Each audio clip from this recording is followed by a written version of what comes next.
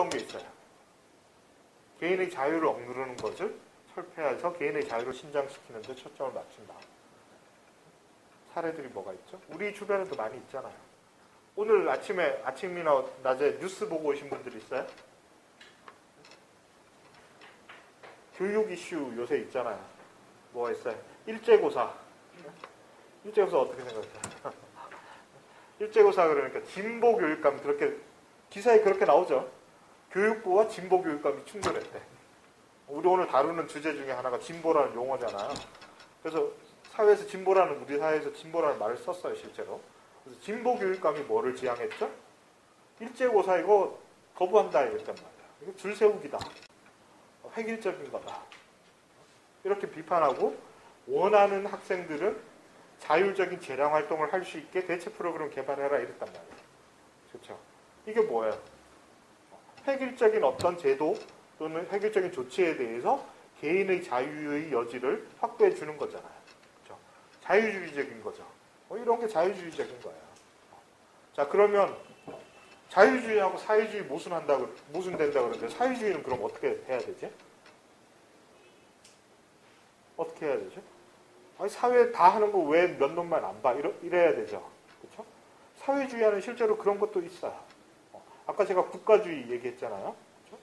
국가주의 같은 거는 예를 들어 파시즘이나 나치즘이 제일 대표적인 국가주의 사례잖아요. 그리고 우리나라로 치면 박정희 시대 같은 게 국가주의 아주 대표적인 사례잖아요. 그렇죠? 획일적인 교육체제라는 거는 박정희 시대 실제로 현실화됐잖아요. 물론 다른 맥락이 있어서 그렇긴 하지만 그랬단 말이에요. 그런 관점에서는 왜 몇 놈만 소수가 튀는 행동을 해? 이거 용납하지 않는단 말이에요. 그렇죠? 이게 사회주의의 일부는 그런 거예요. 자, 그런데 우리 통념으로 보면 좀 이상해. 그렇지 않아요? 아까 진보라는 말을 했고 진보가 한국 사회에서는 사회주의, 공산주의적인 함의를 상당히 많이 겹쳐서 갖고 있다고 그랬는데 그럼 진보라는 사람들이 사회주의하고 가깝다면 획일적인 거 막아야 되면 사회주의가 이명박하고 가까워지는 거고 뭐 이런 이상한 관계가 돼요. 너무 복잡해. 이상해요. 그쵸?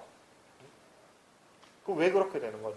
사회주의 안에는 상당히 아주 다양한 스펙트럼이 존재하기 때문에 그런 거예요. 사회주의 안에는 나치가 뭐의 약자야? 국가사회주의당이잖아요. 소셜리즘이에요. 소셜리즘. 그렇죠? 사회주의 안에는 이런 전체주의, 오늘날 용어로 치자면은 전체주의적 지향이 분명히 존재해요. 반면에 자유주의적인 요소들을 상당히 많이 받아들인 사회주의도 존재해요. 대표적인 게 서유럽의 삼인주의 같은 것들이에요. 삼인주의는 사실은 이제 사회자유주의라고 부르는 게 정확한 명칭이에요. 자유주의인데 사회주의적 요소를 많이 받아들인 자유주의예요. 그래서 또 반대로 말하면 자유주의적 사회주의라고도 말할 수가 있겠죠. 어떤 게 더 많으냐에 따라서 뭐 강조점이 달라지겠지만 자유주의적 의미에서의 사회주의도 존재해요. 또 막스주의적 의미에서의 사회주의도 또 존재해요. 그러니까 사회주의 안에는 상당히 다양한 스펙트럼이 존재를 하는 거예요. 그렇죠? 그래서 자유주의와 사회주의가 개념적으로 원리적으로 일단 충돌을 하지만 실제로 역사적 전개 과정 속에는 두 개의 경계가 상당히 모호해져 있어요. 자, 그럼에도 불구하고 이 두 개의 원칙적 차이를 잘 모르게 되면은 상당히 또 곤란한 문제도 발생을 해요. 특히 한국 사회 같이 이렇게 용법이 이상한 나라에서는 상당히 곤란스러운 상황이 발생을 하는데, 그래서 일제고사 이거는 막스주의자나 공산주의자나 뭐 사회주의자나 자유주의나 똑같이 아마 대체로 비판적으로 볼 수 있을 거예요. 한국 사회 지형에서는. 자, 그런데 그러면 그런 아주 어떻게 보면 지역적이고 작은 이슈 말고 한국 교육이 어떻게 가야 되냐, 이거 갖고 한번 얘기를 해보자. 이런 큰 문제로 가게 되면은 여기서는 드러나지 않던 차이가 확연하게 드러나기도 해요. 어떤 거냐? 예를 들어서 여러분 대안학교, 이 중에 대안학교 나오신 분 있으세요? 요즘 많던데. 대안학교 어떻게 생각하세요? 뭐 대안학교 그럼 다 준질적이지가 않으니까 평가가 다 다를 수밖에 없겠죠. 구체적인 사례가 다 다르니까. 그렇죠? 어떻게 생각하세요? 공교육과 대안학교 이렇게 보면 여러분들 어디에 더 끌려요? 우리나라 지금 풍토에서 공교육은 왠지 지겹고 해결책이 짜증나고 막 이런 거 같잖아요. 그쵸? 꼰대들 뭐 그런 거 같고. 대안학교는 뭔가 자유롭고 이런 거 같잖아요. 그쵸? 그럼 대안학교로 가야 돼요? 어떻게 생각해요? 뭐 이런 문제에 부딪히게 될 때 사회주의와 자유주의 근본적 차이가 드러나는 거예요. 자, 자유주의는 그런 거 쉽게 말해서 모든 사회 구성원들이 원하는 교육 다 자기 멋대로 받을 수 있어야 돼. 그거를 가로막는 제약들 다 철폐해야 돼. 그쵸? 그런 거야. 자유의 신장이에요. 상당히 진보적인 것 같죠? 좋은 것 같죠? 그럼 어떤 문제가 발생하겠어요? 공교육이 붕괴되겠죠? 그쵸? 네. 그럼 공교육은 아까 얘기한 건 상당히 부정적인 이미지가 우리나라에서는 강한데 그걸 어떻게 받아봐야 돼? 공교육 그 나쁜 거 붕괴 좀 되면 어때? 더 좋고 다양한 게 많아지면 되는데. 근데 사실은 그렇게 간단하지가 않죠, 문제가. 그렇죠? 왜?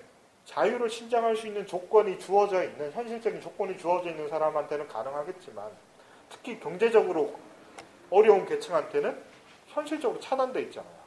그나마 교육이 공교육이라도 있으니까 받을 수 있는 거 아니에요. 그렇죠?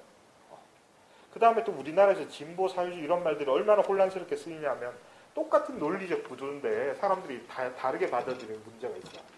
교육 문제 이렇게 하면 상당히 자유주의적 지향이 한국에서는 진보적인 것처럼 받아들여요. 그렇죠? 지금 말씀드린 건데 공교육은 상당히 부정적으로 보고 그게 어떤 형태든 대안은 상당히 진보적이고 좋은 거 이렇게 받아들이는데 그럼 똑같은 구조를 의료 문제에다 한번 적용시켜 보세요. 국민건강보험이라는 게 있죠, 우리나라. 국민개보험이에요. 다 들어가야 돼요.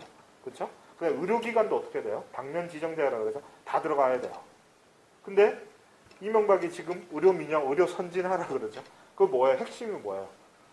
나오고 싶은 놈들 나오게 하자는 거잖아요. 돈 있는 사람들 사보험 들어가고 병원도 공단하고 계약 맺지 말고 사보험하고 계약 따로 맺게 해주자는 거 아니에요. 핵심이잖아요. 그렇죠? 다양한 의료 혜택을 받게 해주자. 그거 아니에요. 획일적이고 수요를 따라가지 못하는 낡은 의료 체계보다 다양한 선진적이고 다양한 의료 체계를 선택할 수 있게 해주자. 요 교육하고 의료하고 단어만 바꿨어요. 그렇죠? 근데 한국 사회에서 진보가 어떤 태도를 취해요? 어떤 태도를 취하죠? 난리 나잖아요. 그거 다 부정적으로 한국 사회 진보라고 하는 사람 중에 의료보험 민영화하자는데 찬성하는 사람 거의 없죠. 그렇죠? 그럼 왜 이렇죠? 너무 이상하지 않아요? 논리는 똑같은 구조예요. 똑같은 구조예요. 왜 사보험이 왜 문제예요? 일부 사람들이 사보험으로 빠져나가면 그 사람들은 빠져나가는 게 아니라 그 사람들이 국민건강보험의 대부분 고액을 납부하는 사람들이잖아요. 이 사람이 빠져나가면 재정적으로 파탄하잖아요. 그렇죠? 근데 교육은 안 그런가? 교육도 내가 조건이 되는 사람들이 공교육 체제로 빠져나가 버리면 실제로 공교육은 어떻게 돼요? 공부 못하는 루저들, 가난한 집 애들만 모여있는 집단이 되잖아요. 미국처럼. 그렇게 될 거 아니에요. 근데 왜 교육에 있어서는 대안학교 이런 게 좋다는 이미지를 진보 세력들이 가지고 의료는 아니게 보죠? 저는 되게 이상해요. 이런 게 바로 자유주의와 사회주의를 잘 구분 못하니까 그런 거예요. 실제로 이거는 자유주의적인 개혁이에요. 대안학교 같은 거는 자유주의적인 교육개혁이에요. 이게 긍정적이다 부정적이다 제가 평가하는 게 아니에요. 평가하는 게 아니라 자유주의적인 대안이에요. 그러니까 구분하셔야 돼요. 그러니까 우리가 자유주의, 사회주의라는 개념을 너무 막 쓰니까 이런 데 대한 구분이 너무 모호해지는 거예요. 그래서 현상을 바라볼 때도 좀 원칙을 가지고 객관적으로 바라보지 못하게 하는 게 그런 장애를 상당히 많이 발생시키죠. 그런 부분들이 상당히 많습니다. 실제로 우리나라에서는. 그래서 80년대나 90년대 초까지만 해도 한국 사회에서 진보 진영은 대체로 막스주의적이거나 사회주의, 공산주의적 지향을 진보라고 불렀어요. 근데 그게 90년대 중반을 거치면서 어느새 대부분 자유주의자들이 진보 진영을 차지하게 됐어요. 이게 용어가 혼란된 큰 원인이에요. 그러니까 진보 그러면 사회주의적 지향과 자유주의적 지향이 막 뒤섞여 있는 거예요. 우리 머릿속에. 한국 사회 구성원들 속에. 근데 실제로 지향이 바뀐 거예요. 그 차이를 뭐를 선택하는 건 여러분 각자의 몫이지만 어쨌든 다르다는 건 인식을 해야지 그 다음에 평가나 판단을 할 수 있을 거 아니에요. 그렇죠? 한국 사회에서 그게 너무 혼란스러워요. 제일 큰 혼란이 자유주의를 사회주의하고 혼동하는 거야. 자유주의와 사회주의가 어떻게 다른가를 기본적으로 이해하지 못하는 거. 자, 그럼 자유주의와 사회주의가 어떻게 다르냐?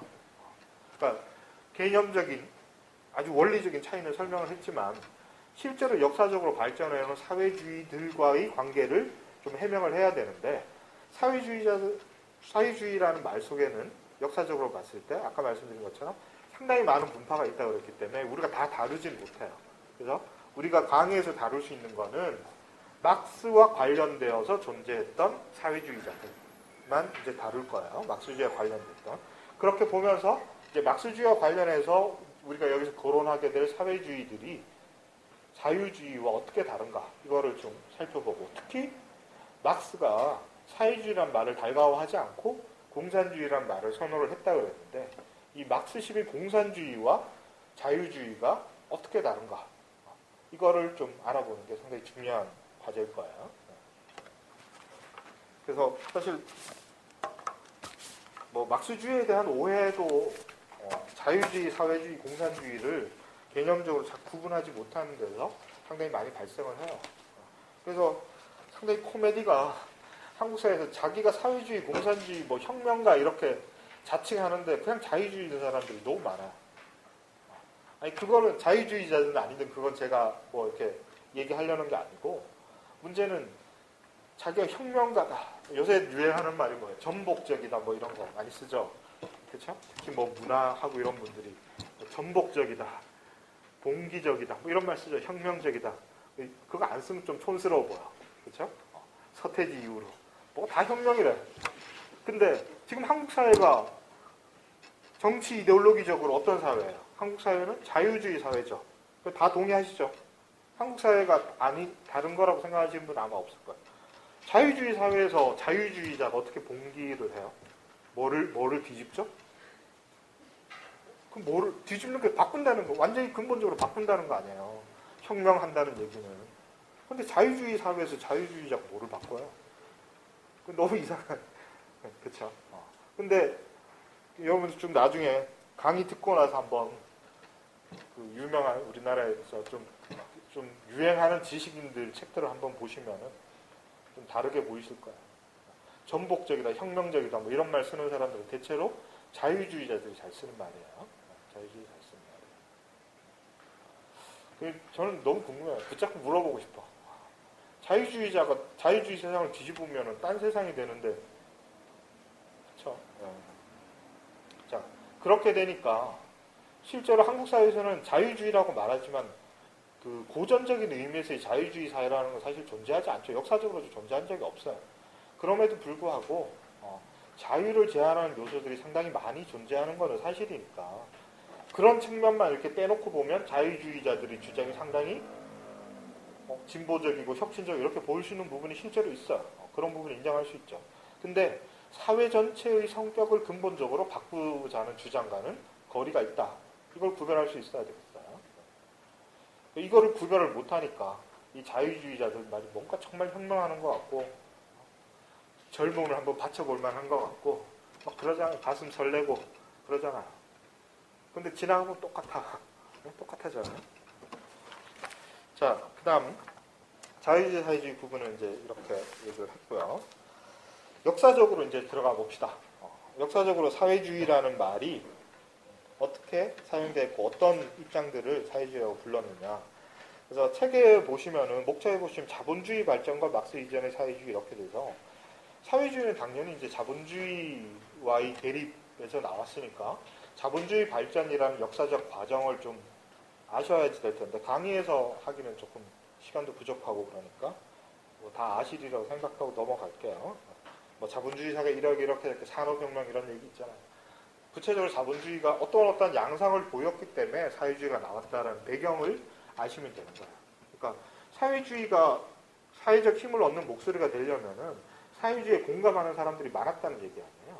그러니까 바꿔서 말하자면 자본주의가 상당히 많은 부작용을 드러냈기 때문에 다른 대안을 찾고자 했던 거잖아요. 그렇죠? 그래서 자본주의가 실제로 어떤 양상으로 발전을 해왔는가를 이해를 하면은 왜 이런 주장들이 나오게 됐는가를 아시겠죠. 그거를 보는 부분이죠. 뭐 어쨌든 이런 과정을 통해서 사회주의가 등장을 하게 되는데 자본주의의 반대가 사회주의이기 때문에 사회주의가 다양해지는 거예요. 다른 말로 하면은 이걸 우리 지성사적인 용어로 조금 바꿔서 표현하면 이렇게 표현할 수 있죠. 자본주의라는 게 있는데 이거의 정치적 이데올로기가 아까 말씀드린 것처럼 자유주의나 개인주의 그리고 경제학적 이데올로기가 보정경제학이다. 이렇게 말할 수 있어요. 자본주의 반대편에 이제 사회주의가 있는데 그 다음에 이 자본주의 사회를 낳게 된 사상사적 또는 지성사적 배경이 있다라고 흔히들 얘기를 해요. 근대 사회의 산물이잖아요, 자본주의라는 거는. 근데 그러면 근대인들의 사고방식을 지칭하는 대표적인 어떤 지향이 있죠. 뭐죠? 계몽주의죠. 그렇죠? 이게 다 계몽의 산물이에요. 계몽주의의 아들들이란 말이에요. 자본주의의 토대가 된 사상적 기반은 계몽주의라고 할 수 있어요. 계몽주의다. 그래서 사회주의가 자본주의에 대한 반대로서 출발했다면은 계몽주의하고도 얘네가 이제 대립됐다면 대립돼야 되잖아요. 그렇죠? 자, 그런데 사회주의를 크게 둘로 나눌 수 있게 돼요. 사회주의를 크게 두 개의 사회주의로 나눌 수 있게 되는 게 뭐냐면 기준이 뭐냐면 바로 이 계몽주의와의 관계예요.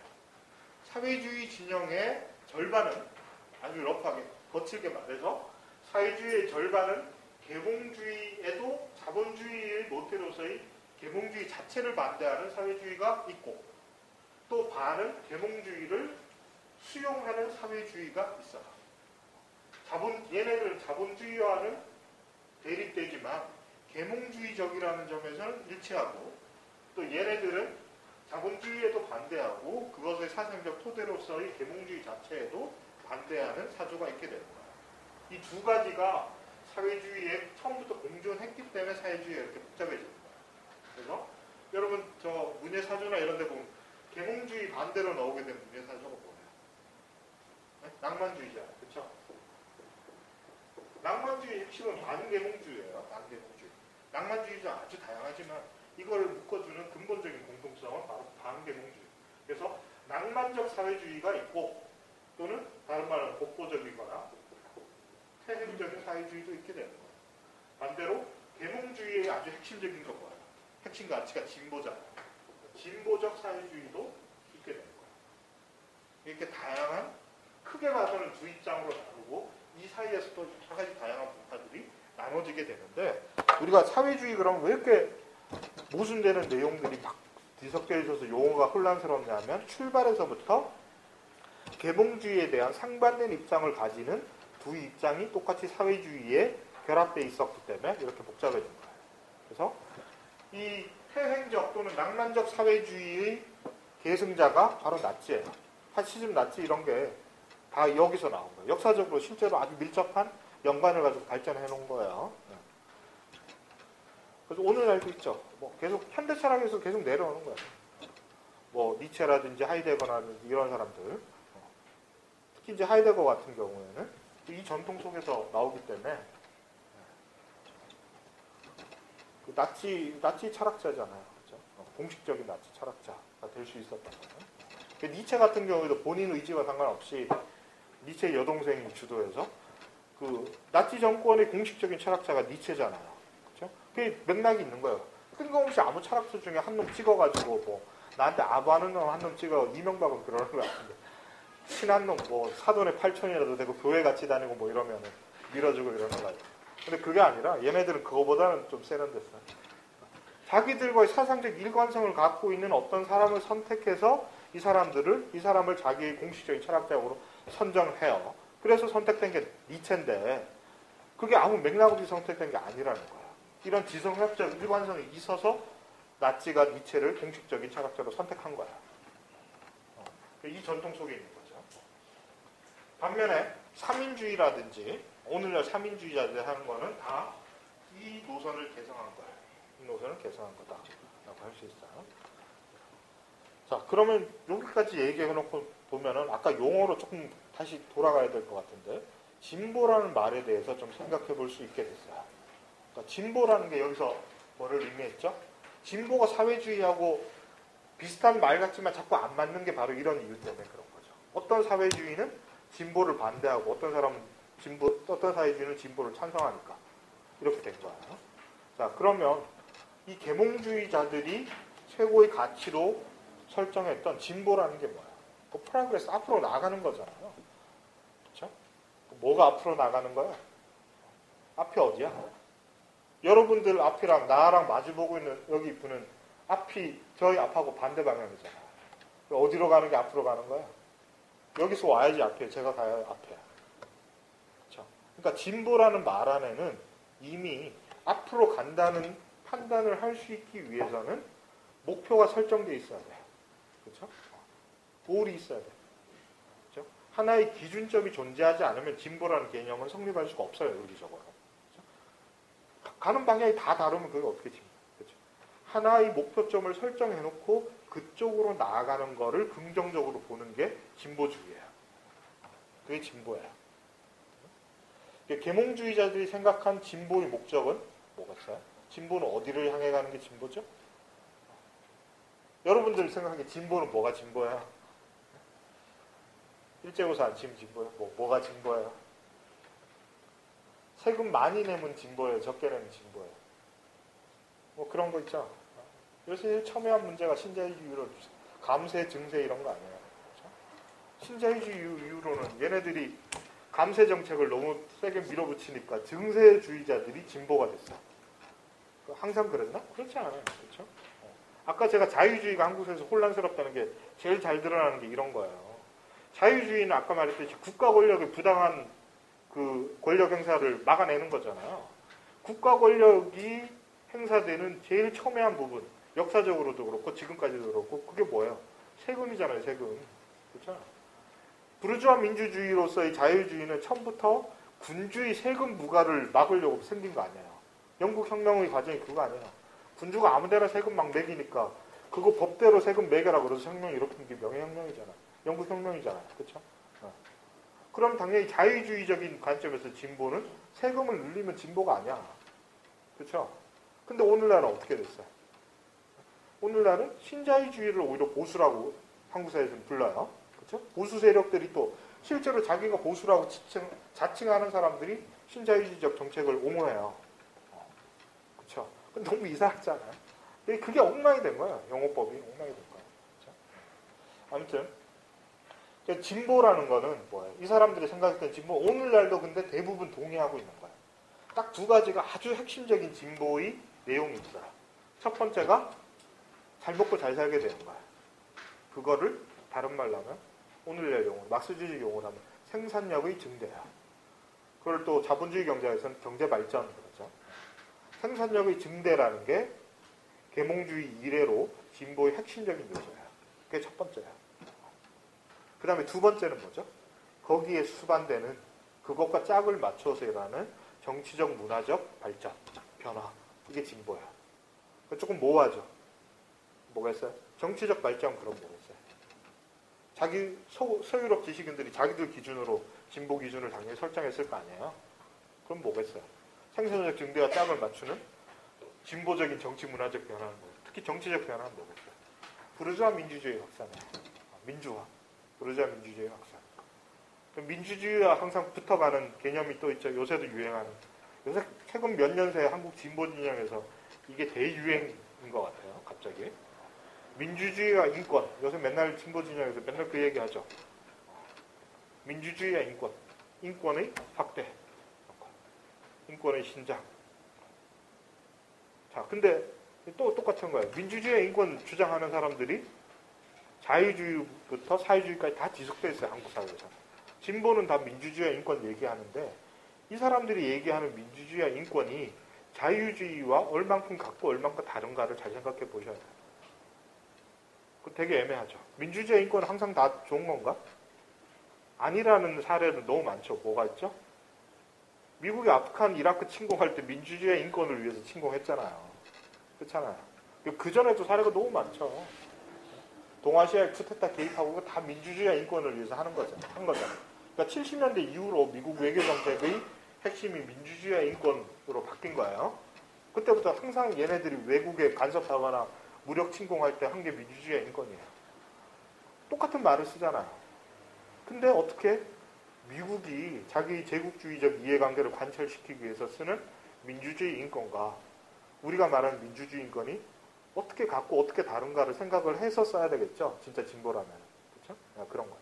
그걸 잘 구분을 못하니까 자기가 진보인지 보수인지 자유주의자의 사회주의인지 자기도 잘 몰라.